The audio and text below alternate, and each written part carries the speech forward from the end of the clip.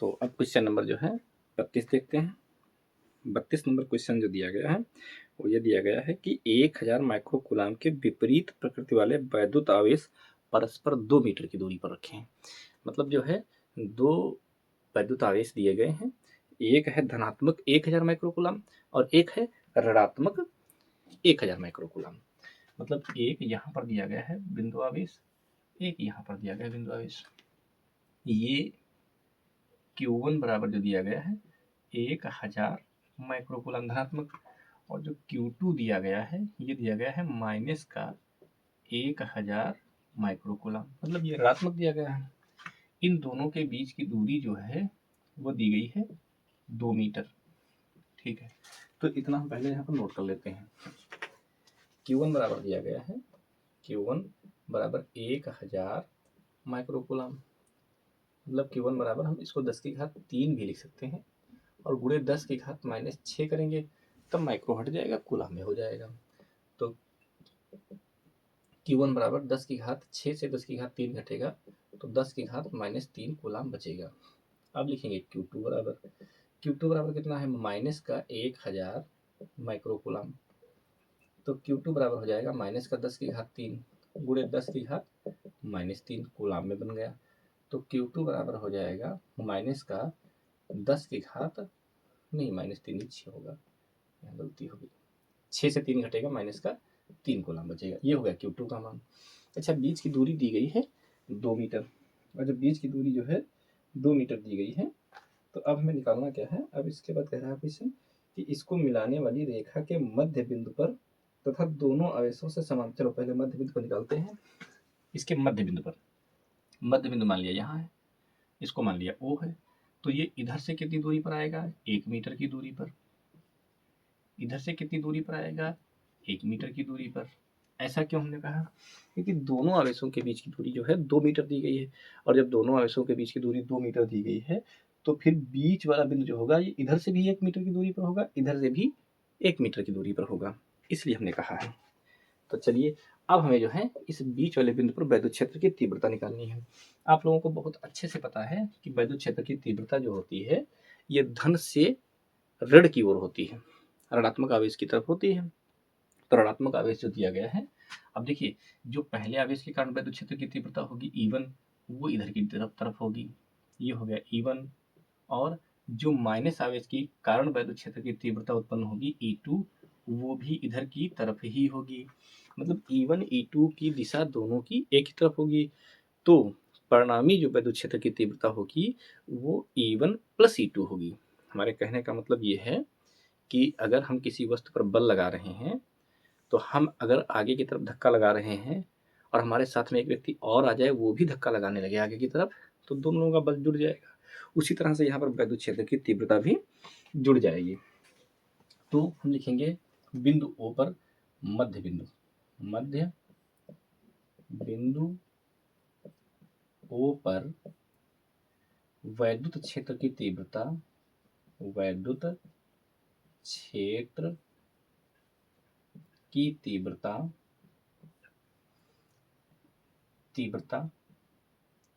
E बराबर, वैद्युत क्षेत्र पर तीव्रता E बराबर क्या हो जाएगा, E1 प्लस E2।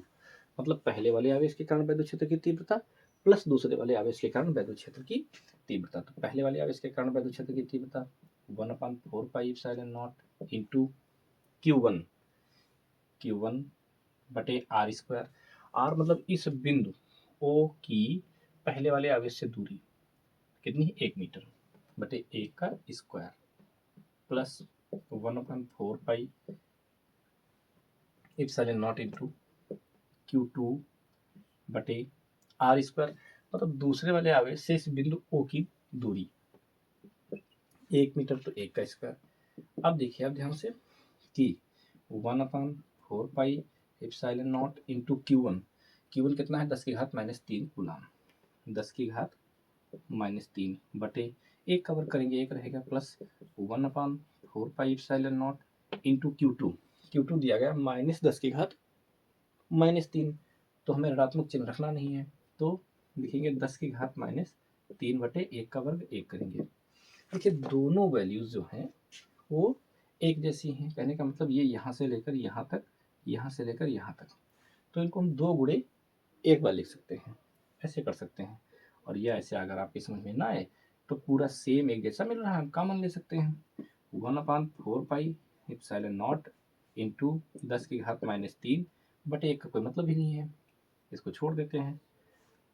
कॉमन लिया, बचेगा क्या, ये पूरा इस पूरे से कट जाएगा, बचेगा 1 प्लस इस पूरे से ये पूरा कट जाएगा, बचेगा 1, तो ये हो जाएगा 9 गुणे 10⁻9 गुणे 10⁻³ गुणे 1 1 2, 9 दूनी कितना हो जाएगा 18 गुणे 9 से 3 घटेगा 6 बचेगा। अब एक अंक पॉइंट अगर हम बाईं तरफ ले आए तो हो जाएगा 1.8 गुणे 10⁻7, ठीक है, 1.8 गुणे 10⁻7, और ये वैद्युत क्षेत्र की तीव्रता है तो न्यूटन प्रति कूलाम हो जाएगा। अच्छा, इसकी दिशा किधर होगी, दिशा जो होगी ऋणात्मक आवेश की ओर होगी, तो यहाँ पर हम लिख भी देते हैं कि दिशा, तो दिशा किधर होगी, हम लिखेंगे ऋणात्मक आवेश की ओर, दिशा जो होगी वो ऋणात्मक आवेश की ओर होगी। तो ये जो है इसका फर्स्ट टाइप हो गया। इसके बाद इसका सेकंड पार्ट भी दिया गया है, देखते हैं सेकंड पार्ट क्या दिया गया है।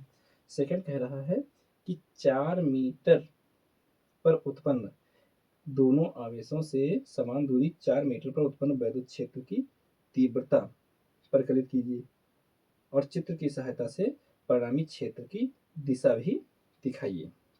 अब हमें 4 मीटर की दूरी पर इन दोनों आवेशों से वैद्युत क्षेत्र की तीव्रता निकालनी है। तो कहने का मतलब ये है हमें चित्र दोबारा बनाना पड़ेगा, इसलिए इसको मिटा रहे हैं, थोड़ा नीचे करके बनाते हैं ताकि ऊपर हम जो है बना सकें इसको। तो देखिए यही जो है हमारा फिर से चित्र रहेगा, ऐसे ऐसे Q1 ये रहेगा 10⁻1000 माइक्रोकूलम, Q2 जो रहेगा ये रहेगा -1000 माइक्रोकूलम।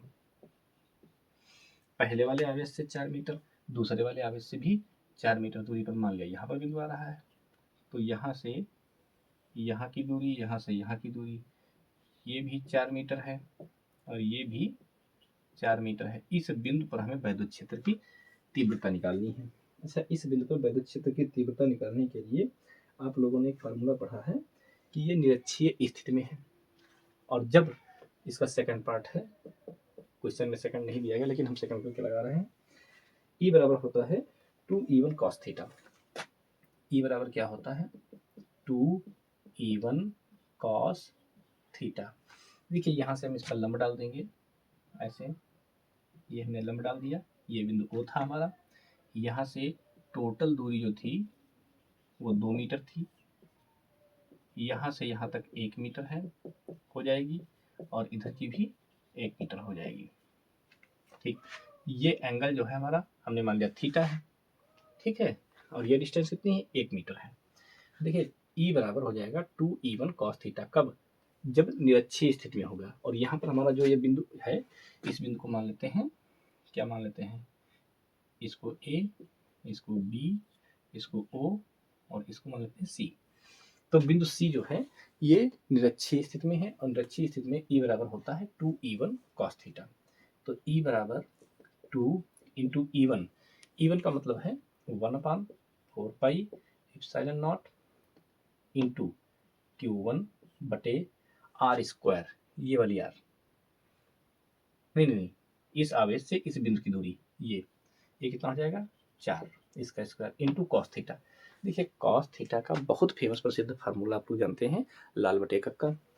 कॉस थीटा क्या होता है, लाल बटे कक्का।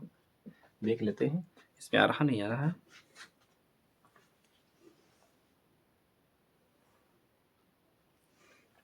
ओके आ रहा है लाल बटे कक्का। तो ये होता है साइन थीटा, ये नंबर 2 पे, कॉस नंबर 3 पे, tan। हमें कॉस थीटा चाहिए आधार बटे कर्ण, और इस त्रिभुज में आधार क्या है, देखिए तो 90 सही है, आधार हो जाएगा AO, ठीक है, तो आधार हो जाएगा AO कॉस थीटा की जगह पर रख रहे हैं, आधार AO बटे कर्ण AC, ये हमारा हो जाएगा, इसका मान रखेंगे। ई बराबर क्या हो जाएगा, ई बराबर हो जाएगा 2 इंटू 9 गुणे 10 की घात 9, ये तो हो गया 1/4πε0 का मान, इंटू Q1 कितना है, Q1 यहाँ से आप देख सकते हैं 10 की घात -3 है, तो हमने लिखा 10 की घात -3 बटे 4 चक्कू 16 गुणे एओ, ए ओ कितना है 1 मीटर बटे AC कितना है 4 मीटर। देखिए हमने जो है मान रख लिए हैं। तो अब हम क्या करेंगे, अब इनको थोड़ा सा हल करने की कोशिश करेंगे, और जब हल करेंगे तो आप लोग जानते हैं कि 2 से हमारा जो है ये 4 कट जाएगा, 2 दूनी 4, तो ई बराबर क्या हो जाएगा 9 गुणे 10 की घात 9 से 3 घटेगा 6 बटे 16 दूनी 32। हम क्या करेंगे, चलिए अब इधर लिख लेते हैं,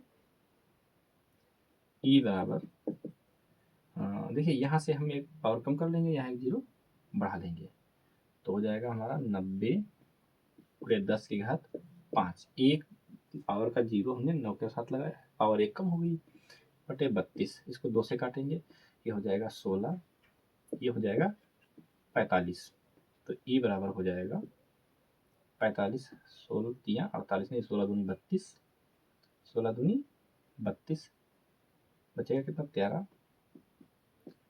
और 16 से 16 16 16 7 112, 16 8 128, 16 8 128, इसमें से कट जाएगा, बचेगा 2, पॉइंट लगा लीजिए, जीरो बढ़ा लीजिए, 16 करना 16 गुणे 10 की घात, यहाँ पर पॉइंट लगा हुआ है, गुणे 10 की घात 5। देखिए हमने भाग किया है, आप लोग भाग कर लीजिएगा, अब भाग करेंगे आप लोग, तो उम्मीद है कि आपका भागफल जो है कितने आएगा, क्योंकि हमने जल्दबाजी में किया है, हो सकता है एक अंक इधर उधर हो गया हो, गुणे 10 की घात एक अंक हम बाईं तरफ लाए हैं, तो जब एक अंक हम पॉइंट को बाईं तरफ लाएंगे तो हमारा जो है ये क्या कहते हैं, इसको देख लेते हैं।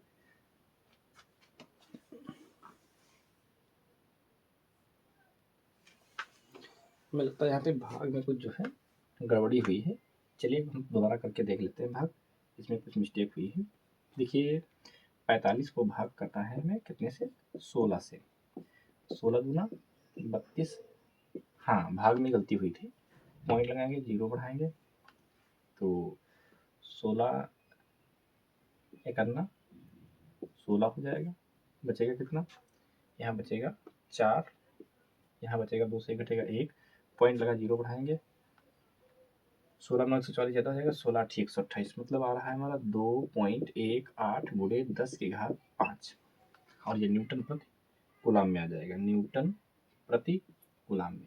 ठीक है, तो ये भाग में थोड़ी सी मिस्टेक हो गई थी, तो इसको आप लोग जो है थोड़ा मैनेज कर लीजिएगा।